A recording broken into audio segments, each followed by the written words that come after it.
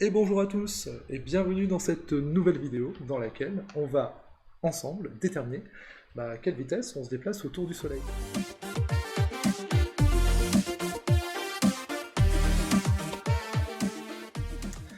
Alors cette vitesse de déplacement de la Terre autour du Soleil, c'est ce qu'on appelle sa vitesse de révolution. Et cette vitesse de révolution, il ne faut pas la confondre avec sa vitesse de rotation, qui est la vitesse de la Terre lorsqu'elle va tourner comme ça autour de elle-même. Alors, pour déterminer sa vitesse de révolution, je vais avoir besoin d'un ami qui provient de la physique, qui est la vitesse angulaire, oméga, qu'on appelle aussi vitesse radiale. Alors, comment on va s'en servir? Justement, c'est parti. Déjà, pour déterminer la vitesse de la Terre, je vais avoir besoin de deux données. Ces deux données, je vais vous les présenter. Donc là, vous voyez sur le petit schéma, la Terre, c'est là où on habite, qui tourne autour du Soleil. Première donnée que je vais avoir besoin, c'est la distance centre à centre entre la Terre et le Soleil. Et cette distance-là, on va nous considérer qu'elle est à peu près égale à 150 millions de kilomètres. C'est une approximation, mais qui est très valable dans ce calcul. Également, la seconde donnée, et ça je pense que toi tu la connais, tout le monde la connaît, c'est le temps que met la Terre pour faire un tour autour du Soleil. Et ce temps-là, c'est sa période de révolution, c'est égal à 365,25 jours. Donc voici les deux données. Troisième chose que je vais considérer, c'est que la Terre effectue un mouvement circulaire autour du Soleil, et je vais considérer également qu'il n'y a pas d'autre interaction entre la Terre et le Soleil, provenant d'autres corps, etc. Alors, du coup, on va, nous, se servir de la vitesse radiale. La vitesse radiale, c'est quoi? La vitesse radiale, ou angulaire, c'est une quantité qu'on appelle oméga. Et son unité, dans le système international, est le radian par seconde. Alors, c'est quoi une vitesse angulaire? Une vitesse angulaire, ça exprime de combien de tours je tourne par unité de temps. Et c'est vrai que dans la vie de tous les jours, des vitesses angulaires, il n'y en a pas tant que ça. Mais en cherchant bien, quand même, on en a. Par exemple, si vous prenez le lave-linge. Alors bon, moi je m'en sers pas beaucoup, je vous avoue, mais quand vous regardez la vitesse du tambour, justement, eh bien vous pouvez la régler et c'est en tours par minute.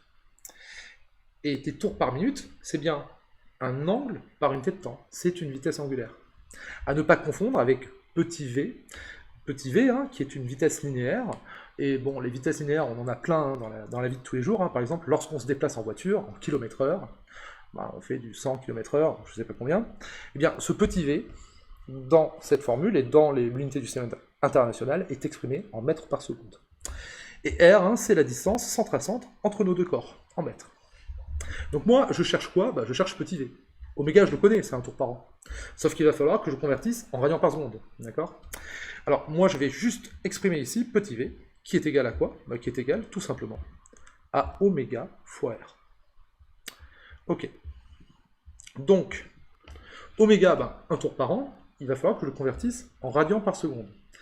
Alors, généralement, ce genre d'étape, ça pose toujours un petit peu des difficultés. Donc, je vous rappelle un petit peu les conversions que j'ai mises ici à droite. Déjà, il va falloir que je passe de tours à radians. Et pour passer de tours à radians, il faut que je multiplie par 2π. Un tour, c'est 2π radians. Ensuite, mon par an, il va falloir que je le convertisse en par seconde. Et en réalité, dans un an, j'ai combien de secondes? C'est tout simplement ça. Dans un an, j'ai 365,25 jours, on a dit. Dans un jour, j'ai 24 heures. Et dans une heure, j'ai 3600 secondes. Du coup, je vais prendre tous ces chiffres-là, que je vais multiplier entre eux, ce qui me donnera le nombre de secondes dans une année. Et donc, en faisant ce calcul-là, j'obtiens la vitesse angulaire de la Terre, exprimée cette fois-ci en radians par seconde. Et donc maintenant, je peux utiliser ma formule et déterminer tout simplement la vitesse de la Terre. Et donc, la vitesse de la Terre ici, donc c'est oméga de Terre, le oméga que j'ai, fois la distance Terre-Soleil. Oméga, c'est ce que j'ai calculé précédemment.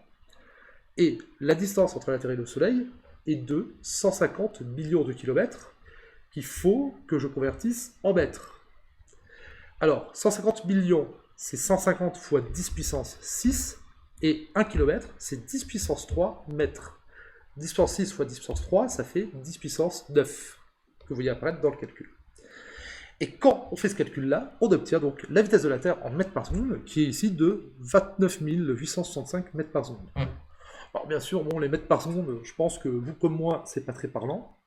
Et si on convertit en kilomètres-heure, ben, il faut juste multiplier par 3,6. Bien dans ce cas-là, on obtient la vitesse de notre chère planète autour du Soleil.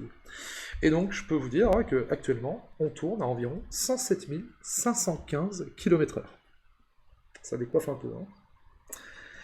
Alors, là, vous voyez, on est parti vraiment de choses très très simples, et on obtient donc cette vitesse-là. Et qu'en est-il de la vitesse expérimentale? Bah du coup, en regardant chez la NASA, eh bien, on s'aperçoit que la vitesse de révolution moyenne est de 107 208 km/h. Et donc, on peut constater que l'écart entre ces deux vitesses est négligeable. Donc, bah écoutez, en tout cas, j'espère que cette vidéo vous aura plu. Maintenant, ça y est, hein, vous savez à quelle vitesse on se déplace actuellement autour du Soleil. N'hésitez pas, en tous les cas, à liker la vidéo, à vous abonner pour les prochaines vidéos. Et bah, moi, je vous dis à très bientôt. Allez, à plus!